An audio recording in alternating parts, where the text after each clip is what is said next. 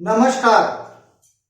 हम लोगों ने पिछले अध्याय में सूर्य की महादशा में शनि की अंतर्दशा को विस्तार पूर्वक चर्चा की थी।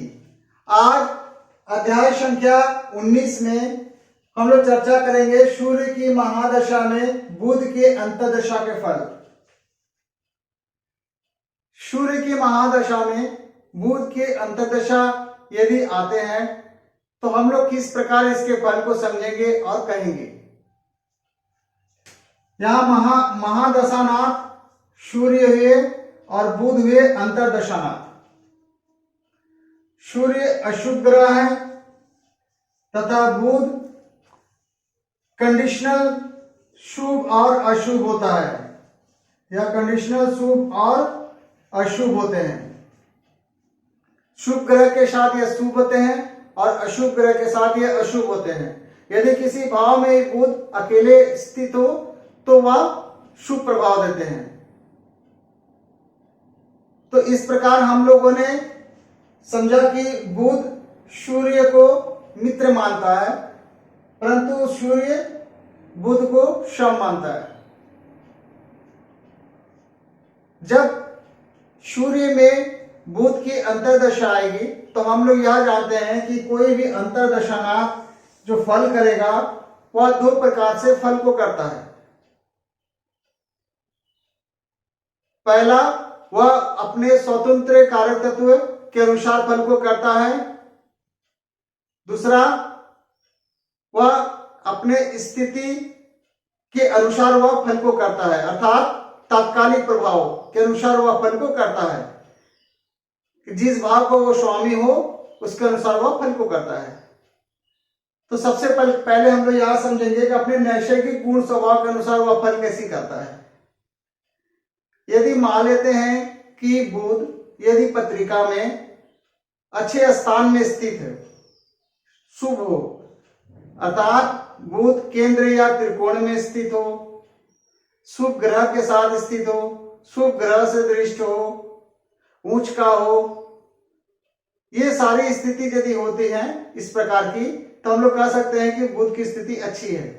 यदि बुध की स्थिति अच्छी होगी तो उसकी अंतर्दशा जब आएगी तो उस जातक को, यदि वह जातक व्यवसाय करता हो तो उस समय वह उसके व्यवसाय में उन्नति प्राप्त होगी।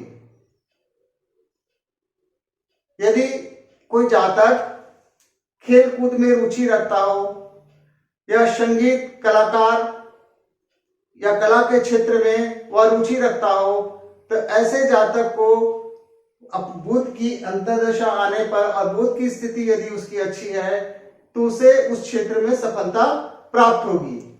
यदि कोई जातक प्रयासरत है तो उसको सफलता प्राप्त होगी। इस प्रकार हम लोग बुध के स्वतंत्र कारक तत्व को अच्छे होने के अच्छे स्थिति होगी तो इस प्रकार फल को हम लोग कर सकते हैं। बुध वाणी के भी कारक होते हैं, त्वचा के भी कारक होते हैं, छोटे बहनों के कारक होते हैं, वाणिज्य के कारक होते हैं, प्रिंट मीडिया से संबंधित जो कार्य होते हैं वे सारे कारक होते हैं। लेखन के कार्य बुध के कारक तत्व के अंतर्गत आते हैं। यदि बुध छठे, 8वें और 12वें में स्थित हो और तथा वह राहु केतु से दृष्ट हो या उसके प्रभाव में हो, साथ ही शनि से भी प्रभावित हो जाए, तो ऐसे स्थिति में हो सकता है कि जातक को त्वचा संबंधित रोग हो, क्योंकि बुध जो होते हैं वह त्वचा के कारक तत्व हैं। तो ऐसा संभावना है कि जातक को त्वचा संबंधित रोग हो। यदि बुध जातक की पत्रिका में पीड़ित हो तो ऐसी स्थिति में हम लोग यह कह सकते हैं कि बुध जो होता है वह त्रिदोष होते हैं, त्रिदोष गुण वाले होते हैं। अर्थात ऐसी स्थिति में जातक को यदि किसी प्रकार की परेशानियां होती है, बीमारी होती है, तो उसे डायग्नोसिस कर पाना काफी मुश्किल का काम होता है, क्योंकि बुध के पास तीनों दोष की प्रवृत्ति वाले गुण होते हैं।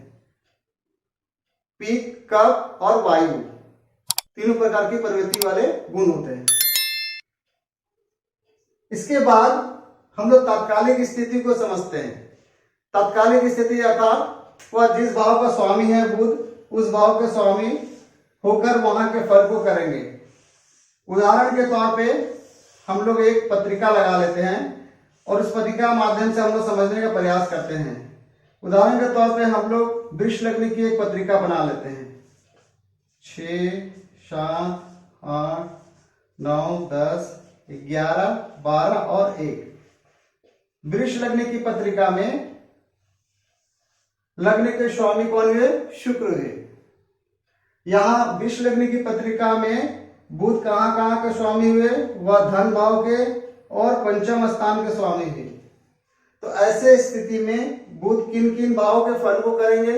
ऐसी स्थिति में बुध धन भाव और पंचम भाव के फल को करेंगे। यदि बुध की स्थिति अच्छी हो तो ऐसी स्थिति में हम लोग क्या कर सकते हैं? ऐसी स्थिति में हम लोग कह सकते हैं कि यदि मान लेते हैं कि बुध पंचम भाव में स्थित हो और स्थिति अच्छी हो तो हम लोग यह कह सकते हैं कि अब यहां पर हम लोग उम्र के हिसाब से अलग अलग फल को भी कर सकते हैं।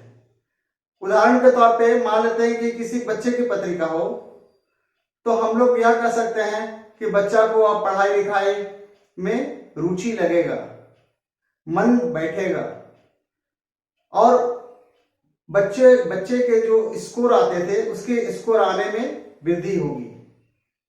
यदि किसी युवा की पत्रिका हो और ऐसी स्थिति में बुध की अंतर्दशा आए तो हम लोग यह कह सकते हैं कि उच्च शिक्षा उसको अच्छी प्राप्त होगी और उसमें सफलता भी मिलेगी। यदि मान लेते किसी बुजुर्ग की पत्रिका हो और ऐसी बुध की स्थिति हो तो हम लोग क्या फल को कह सकते हैं? तो हम लोग फल को यह कह सकते हैं कि वह व्यक्ति पूरे जीवन भले पुस्तक नहीं पढ़ा, परंतु बुध की जब अंतर्दशा आएगी तो वह उस समय अपने रुचि अनुसार वह पुस्तक को पढ़ना प्रारंभ कर सकते हैं।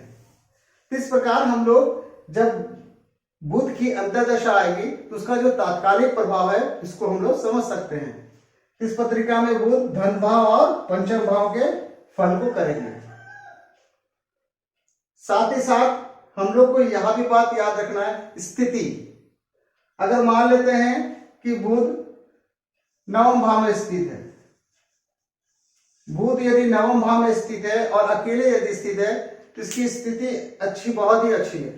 तो ऐसे स्थिति में हम लोग यह कह सकते हैं कि जातक को धर्म कर्म में मन लगेगा, जातक धार्मिक कार्य में रुचि लेंगे, पूजा पाठ शास्त्र आदि पढ़ने में उनकी रुचि बढ़ेगी। इस प्रकार हम लोग बुध के फल को समझ सकते हैं। इसके साथ साथ हम लोगों को यह भी नहीं भूलना चाहिए कि काल पुरुष की कुंडली में बुध कहां कहां के स्वामी हैं। काल पुरुष की कुंडली में बुध तीसरे और छठे भाव के स्वामी होते हैं, तो हमें तीसरे और छठे के फल को भी कहना चाहिए, उससे संबंधित फल हमें कहना चाहिए। तो इस प्रकार हम लोगों ने यह समझा कि सूर्य में जब बुध की अंतर्दशा आएगी तो वह अंतर्दशानाथ किस प्रकार फल करेंगे। आज बस इतना ही रखते हैं। उम्मीद करता हूं कि आप लोगों को यह छोटा सा ज्योतिष का ज्ञान पसंद आया होगा। यदि पसंद आया हो तो कृपया चैनल को सब्सक्राइब, शेयर, लाइक जरूर करें। इस वीडियो को अंत तक देखने के लिए आप सभी दर्शकों का बहुत बहुत धन्यवाद। नमस्कार।